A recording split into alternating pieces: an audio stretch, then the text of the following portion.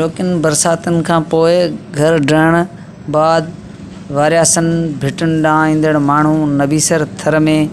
पंहिंजा हाल कुछ हिन रीत बयान कनि था। कौन आयो काल रात आया आहियूं बुढ़े हिते पहुचा आहियूं अॼु को ॾींहुं असां लाइ वियो आहे अञा मानी बि कुझु कोन असीं खाधी आहे ईअं वेठा आहियूं कुंडरी खां ठीकु बुश्ता वेठल हुया घर गारो पइजी वियो उनमें पोइ असांजा टपड़ ॿिया लुड़ी विया ॿार ख़ाली खणी हिते रुका पहुचा आहियूं घर में का शइ कोन असांजे कोन आहे जेको असीं हिते मिड़ी पहुचे ॿारनि खे कुझु वॾी थी वई असीं हिते आया आहियूं मदद कर केरु कोन आहे नंढा ॿार तव्हां खां कुझु चई सघे त असांखे ॾियो जेको अवां में मदद थी असां त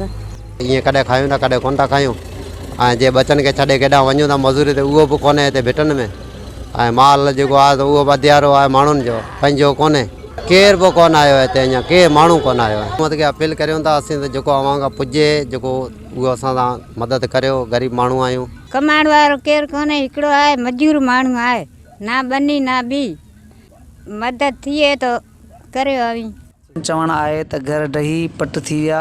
ऐं चौधारी पाणी जे घेरे मां ज़िंदगियूं बचाए निकिता आहियूं। होॾां फोकल पर्सन सैयद सरदार अली शाह ऐं DC उमरकोट जेसीं नुक़साननि जो तख़मीनो लॻाइण लाइ तपेदारनि जी सर्वे जो इंतज़ारु कनि तेसीं ही माण्हू बुखुनि में पाह थी वेंदा ऐं ईंदड़ बरसातुनि में पिणु संदन वॾो नुक़सानु थी सघे थो। इंतिज़ामिया खे घुर्जे त तकड़ा उपाउ वठी मुतासिरनि ताईं रिलीफ पहुचाइनि। कैमरा टीम सां गॾु आजिज़ चांडियो, सिंध TV न्यूज़, नबीसर थर।